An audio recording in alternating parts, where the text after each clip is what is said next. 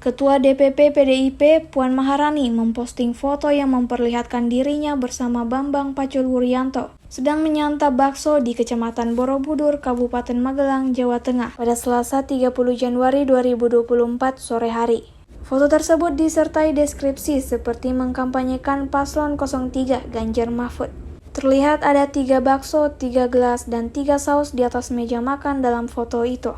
Dikutip Tribun Timur dari Kompas.com ketika ditanya apakah makan bakso itu menyindir ke Presiden Jokowi dan Menteri Pertahanan Republik Indonesia Prabowo Subianto, dia pun membantah. Ia mengatakan tak ada unsur sindiran dalam momentum itu. Sebelumnya beredar postingan yang memperlihatkan Presiden Joko Widodo sedang menyantap bakso bersama Capres 02 Prabowo Subianto. Berita itu ramai dan menjadi kontroversi bagi beberapa pihak.